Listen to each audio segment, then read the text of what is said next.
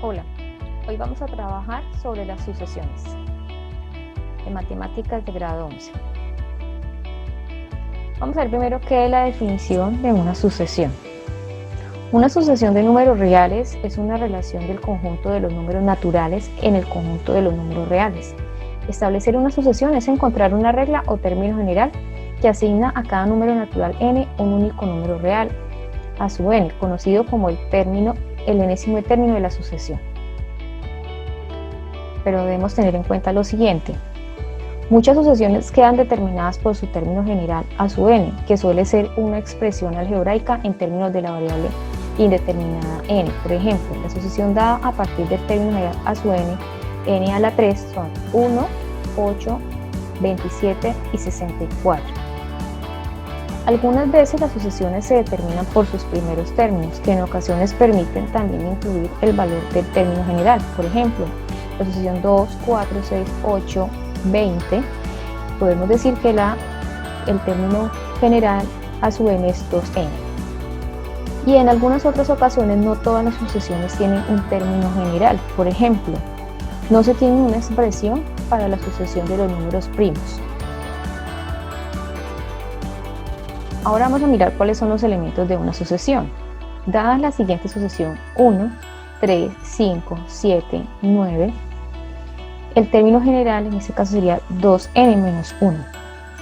Cada uno de estos números se les llaman término. Y en su orden decimos que este es el primer término, segundo término, tercero, cuarto y quinto término de la sucesión. A esta expresión algebraica la denominamos el término general y se halla a partir de una regla de formación. En este caso, cada término es el lugar que ocupa multiplicado por 2 disminuido en 1. Vamos a ver un primer ejemplo. En este caso vamos a encontrar los 5 primeros términos y el 10º término de la siguiente sucesión. En la sucesión a su n igual a n sobre n más 1, donde n toma valores de los números naturales 1, 2, 3 y los siguientes, vamos a hallar los primeros 5 términos y el 10º término. En este caso, los 5 primeros términos serían 1/2, 2/3, 3/4, 4/5 y 5/6. ¿Cómo se halla? Reemplazando en la ecuación del término general n sobre n más 1, a n lo reemplazamos por el primer valor de n, 1, es decir, en el numerador 1 sobre el denominador 1 más 1, quedándonos en el numerador 1 y en el denominador 2, 1/2, para ese caso nuestro primer término, y así el mismo procedimiento para hallar los siguientes términos, igualmente que para el 10º término. En este ejemplo número 2 dice: observa los términos de la sucesión a su n y b sub n, como observamos en la parte de abajo, y establecer el término general de cada una. Vamos a observar con detalle a la primera sucesión a su n. Si observamos, el numerador de la sucesión de cada término de la sucesión es 1, ¿sí? Y en el denominador podríamos también aquí hablar de un orden 2, 3, 4, 5, y podríamos decir que el primer término también estaría sobre 1, porque 1 sobre 1 nos daría 1. Entonces lleva una lógica que sería en el numerador 1 y en el denominador van aumentando en sus valores. Entonces podríamos deducir que su término general sería a su n es igual a 1 sobre n. En la siguiente sucesión de su n vamos a tratar de observar también alguna lógica.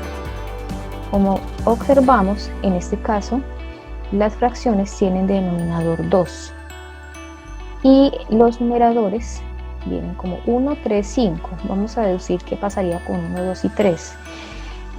Podríamos decir que aquí en este también podría estar sobre 2, y siguiendo aquí la lógica del numerador, entonces decíamos que también continúa el número 2. 2 sobre 2 es 1. Aquí en el 2 sería de denominador 2 y el numerador 4, es decir, 4 sobre 2, 2. Y en el del 3 podríamos decir que es también sobre 2 y en el numerador 6, es decir, 6 sobre 2, 3. Entonces podríamos decir que el término general para esta sucesión b sub n es n sobre 2. Todo se mantiene constante. Vamos ahora a entender qué son las sucesiones monótonas. Para entender qué son sucesiones monótonas, vamos a ver primero qué es una sucesión monótona creciente. Es aquella que para todo n se cumple que la sucesión es mayor o igual que la anterior, y es estrictamente creciente cuando necesariamente la sucesión es mayor que la anterior para todo n. Observamos aquí la gráfica en los dos casos cuando es estrictamente creciente y creciente y su diferencia. Ahora, una sucesión a su n es monótona decreciente si para cada término de la sucesión es menor o igual al anterior, y estrictamente decreciente cuando necesariamente la sucesión es necesariamente menor que la anterior para todo n, y respectivamente la gráfica cuando es estrictamente decreciente y creciente. Vamos a ver un ejemplo con respecto a esta situación. Ejemplo número 3, dice: encuentra los 5 primeros términos de la sucesión y determina si es creciente o decreciente. Tenemos la sucesión a su n, 7n más 3 sobre 2n más 1. Hallamos sus primeros 5 términos.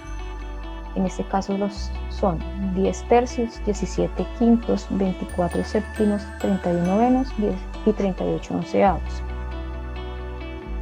Vamos a pasar cada uno de estos términos a decimal, a su representación decimal. Observamos, para el primer término sería 3,3, para el segundo término 3,4, para el segundo 3,42, siguiente 3,44 y 3,45. Estos valores, como observan, están aumentando. Podemos entonces decir que esta es una sucesión estrictamente creciente. Eso sucede porque en la sucesión el primer término es menor que el segundo término, el segundo término es menor que el tercer término, y así sucesivamente. Es decir, los valores de los términos de cada sucesión aumentan progresivamente. Vamos a ver ahora un ejemplo. El siguiente ejemplo número 4.